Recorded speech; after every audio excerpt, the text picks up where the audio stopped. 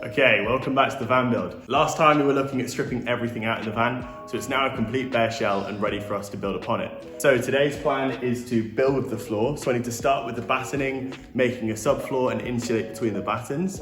And then from there I can put the plywood on top before then putting some vinyl, but that will be another time as we don't know what we're doing yet for the vinyl. What I did forget to mention is that I need to do the sound deadening first, so that's going to go under the subfloor. I'm going to start with that now and it should hopefully stop all of the road noises coming through in future. Let's go. Okay, so I've come to the van and I've got one job to do today. The only job that I need to do is fill all of the holes. Now the red oxide paint has dried, I need to fill them and then that can dry before I then go and put down all of the battening for the floor. The other day I also went and got the insulation plywood and the batten for the floor. So I've gone for 25mm insulation, so it's like Kingspan, but kind of some off-brand stuff. The plywood is just 12mm ply. I find this is perfect for being structural enough to stand on. The 9mm is just too thin, but 12mm, that's good, but not too heavy. That's all the sealant down, so there's no holes in the bottom of this van anymore. It's the following day and that's all of the sealant dried up, so the floor is now watertight. Let's crack on and get the battening down, insulate and ply like I said yesterday. Let's go. For the sound deadening, I've gone for this 2mm rubber. So this is really good at just absorbing all of those vibrations in the panel, so it shouldn't sound kind of as echoey. So I need to do that on the floor first, but eventually that will be all the way around the walls on every single panel. You need to cover about 50% of the panel for it to be effective. So I think my plan is freestyle it and see how it goes, because obviously it can't go on top of where the holes have been sealed because it won't be flat and it won't be in contact with the metal. These usually come in sheets of about 18 by 25 centimeters. At that point you can easily just rip off the back, stick them on the walls. Easy peasy. However, I've gone for a larger roll of 5 meters by 40 centimeters, just because it means you get basically more for your price.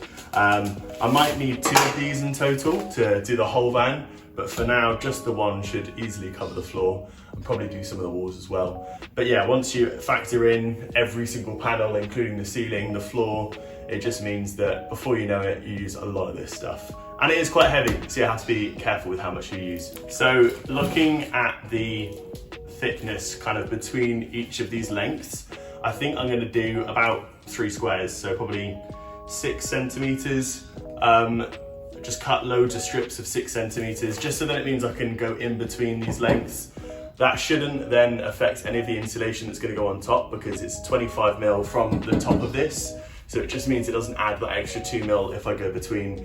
Plus it's gonna be easier if I'm going between. It just means that I've got more space to work with and it avoids having to kind of work with the contours. So yeah, let's do it. I've started and I know it doesn't look the prettiest, but it's all gonna be under the floor. The main thing is just going over these parts where I've got some sealant. It's not actually gonna sit flat, and like I said, it's not gonna adhere to the panel properly.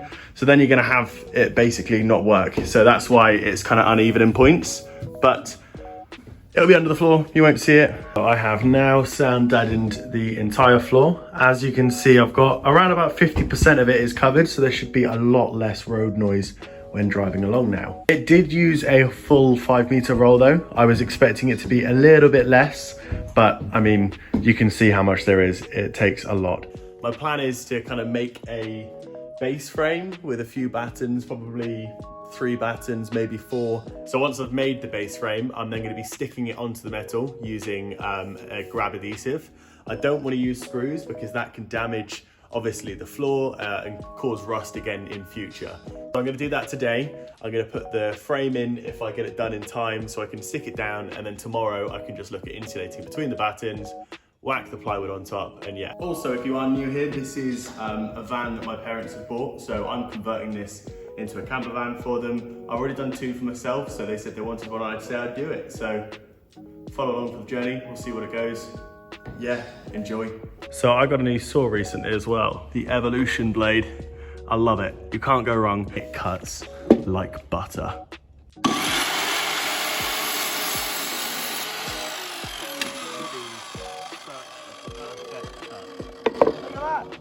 Love it.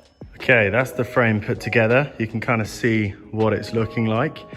At the back there is going to be the wheel arches, so I need to make these little kind of corner boxes And then from there, we'll have some longer pieces that come out and back around.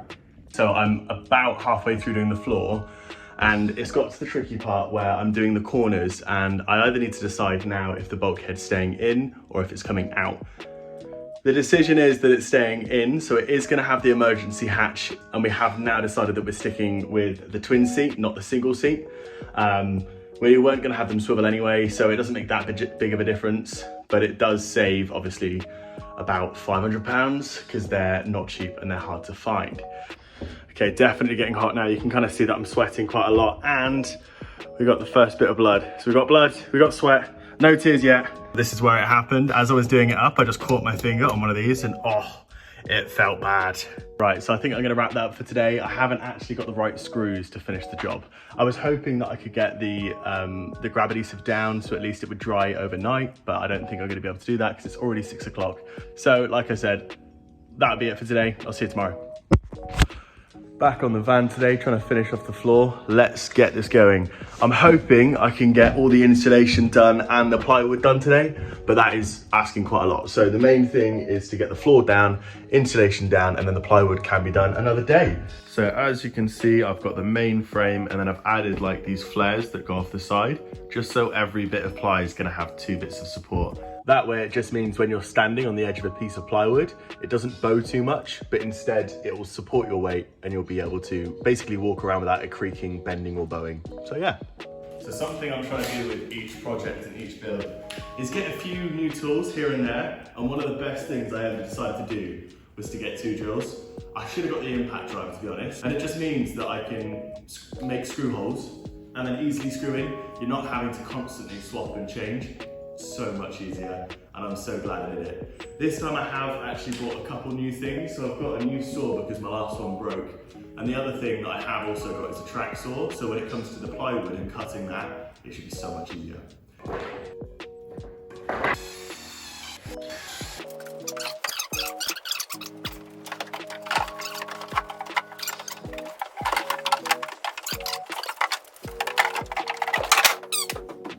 That fits really nicely. I'm quite proud of that actually. And I'm also glad, because at the bottom edge here, it has squared it out quite nicely where I've put the other bits of wood. The next thing though, is I need to put 2 lengths alongside the wheel arches.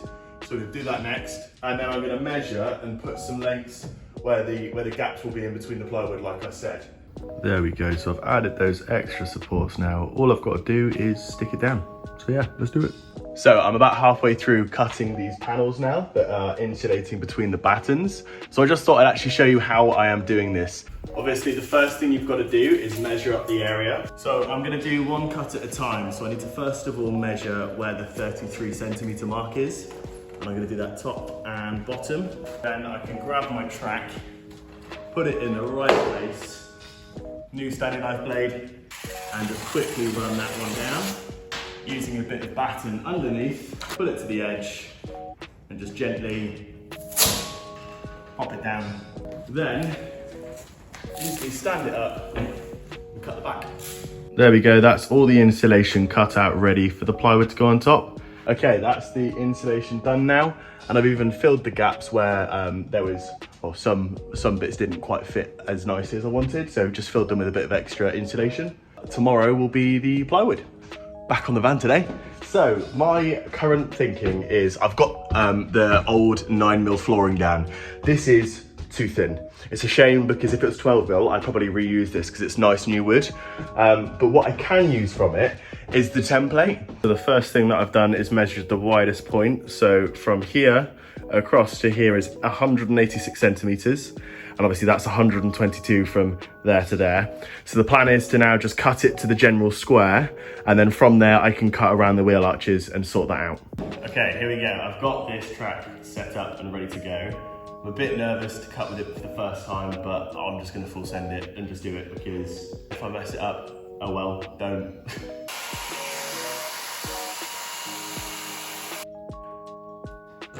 That's the template drawn onto the wood, so I need to cut that now with the jigsaw, and then I'm gonna do the other 2 afterwards. So yeah, I'll get back to you when it's all done. Okay, there we go. The floor is cut out and it's all in. As you can see, I'm quite hot and sweaty from doing it, but it looks great, I think. I haven't fixed it to the floor yet, but there's also going to be some large gaps. Not super large, just a couple of mil. That means that the wood isn't pressed against each other, because if it's pressed against each other, you get some squeaking sometimes when you're walking around. But that gap will then be filled with a little bit of silicone just to stop it from having that gap when the floor's put down. And just like that, the floor is now done. As I said, I've left some gaps that will just allow, well, you can hear there's no squeaking.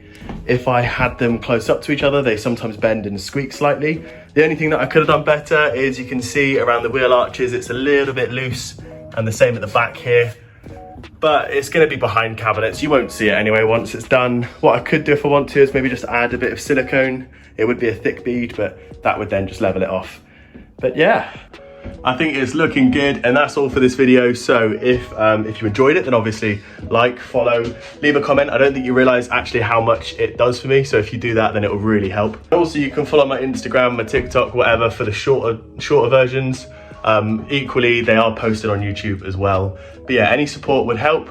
And I will see you in the next episode, where I'm probably going to be looking at cutting holes in the van and installing some windows. Very scary, but exciting. So yeah, I'll see you there.